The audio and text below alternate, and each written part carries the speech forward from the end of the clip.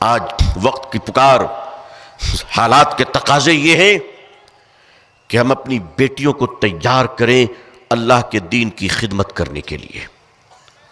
یہ جو ارتداد پھیل رہے ہیں، یہ ارتداد کی بڑی وجہ یہ ہے کہ ہماری بیٹیاں جب کالج اور انسٹیٹیوشن میں جا رہی ہیں تو دین جانتی نہیں ہے، دوسرے لوگ ان کو لاجواب کر دیتے ہیں، یہ مرعوب ہو جاتی ہے اور دوسروں کے ٹریپ میں آ جاتی ہے، کیونکہ ہم نے اپنی بچیوں کو دین سکھایا نہیں۔ ہمارے پاس ایسے ادارے ہونے چاہیے جس ادارے کے ایک چھت کے نیچے ہماری بیٹیاں قرآن و حدیث، شریعت مطہرہ، دین و اسلام کے ساتھ ساتھ پاکیزگی و طہارت کے ساتھ ساتھ مکمل دنیا کے علوم کے فن کو سیکھیں، اور وہ ڈاکٹر اور انجینئر بھی بنے، اور بن کر حافظ قرآن کے ساتھ ساتھ عالمہ کے ساتھ ساتھ وہ دین کا کام دنیا کے ہر شعبے میں کرے۔ اگر آج سے ہم یہ کام کریں گے انشاءاللہ تو اللہ نیت اور ارادے کی بنیاد پر بھی ہم پہ رحم فرمائے گا، اور جو 6 سال ہمارے پاس بچے ہیں اس میں اتمام حجت کرنے کے لیے 1 سال کافی ہے کہ 720 ضلع میں اگر مسلمان کھڑے ہو جائیں انشاءاللہ اور ہر ایک تک پہنچ جائیں اور کہیں، صرف اتنا کہیں، یہ لیجئے پکڑیے، آپ کی امانت آپ کے حوالے ہے، یہ کتاب اللہ کی ہے جو پوری انسانیت کے لیے ہے، لیجئے اس کتاب کو تو پڑھ لیجئے۔ آگے ان کی مرضی، وہ پڑھتے ہیں یا کیا کرتے ہیں۔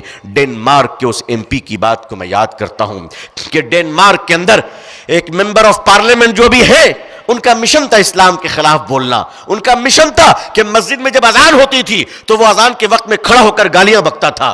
اس نے اسلام کے خلاف اتنا بولا کہ پوری دنیا نے اس کو چندے دیے، اور اس نے اعلان کیا کہ لوگوں، میں قرآن کے ایک ایک آیت سے نعوذ باللہ دہشت گردی ثابت کروں گا۔ انہوں نے یہ کہا کہ میں قرآن کے ایک ایک آیت سے نعوذ باللہ جرم اور گندگی ثابت کروں گا۔ اللہ اکبر، اللہ اکبر۔ اللہ کو منظور کچھ اور تھا، جو فساد کرواتا تھا، جو مسلمانوں کو مرواتا تھا، جو ڈنمارک کے مسلمانوں کے وجود کا بدترین دشمن تھا، جب وہ قرآن کی تفسیر سمجھنے بیٹھا اور گندگی کو نکالنے بیٹھا، وہ خود کہتا ہے کہ میں سورہ بقرہ کو ختم نہیں کر سکا کہ قرآن کا غلام بن گیا۔ اور آج وہ ڈنمارک کا MP ہماری اور آپ کی محنت کے بغیر الحمدللہ مسلمان ہو چکا ہے۔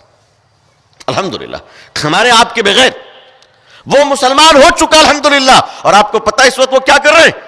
اس وقت وہ کہہ رہے ہیں کہ جس مسجد میں کھڑا ہو کر باہر میں نے بدتمیزی کی تھی، اس مسجد میں جا کر میں اذان دوں گا جی۔ اور اس وقت وہ قرآن امن کی سب سے بڑی کتاب کے عنوان پر کتاب لکھ رہے ہیں ماشاءاللہ۔ اس وقت پوری دنیا کو پیغام دے رہے ہیں وہ۔ عزیزان ملت، اگر ہم تھوڑی سی محنت کر لیں انشاءاللہ، تھوڑی سی محنت کریں۔ آپ نے دیکھا نہیں نیوزی لینڈ کو آپ نے نہیں دیکھا؟ جمعے کے دن مسجد کے اندر 50 مسلمان شہید ہوئے۔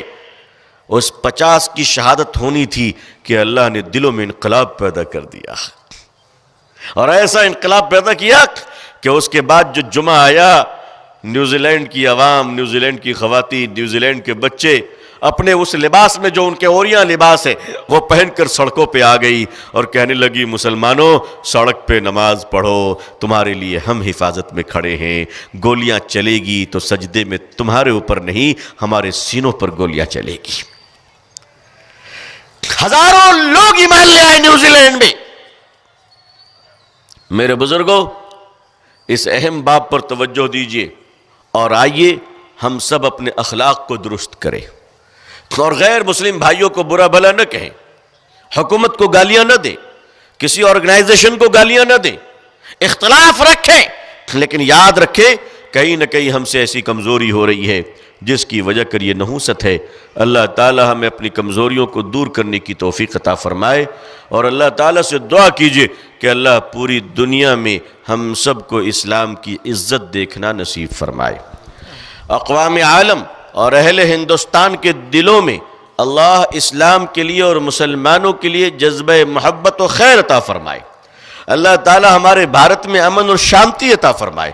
اللہ تعالی بھارت میں رہنے والے دلت، مسلم، ہندو، سکھ، عیسائی، جین، پارسی تمام لوگوں کے بیچ بھائی چارگی، محبت اور پیار کا ماحول عطا فرمائے۔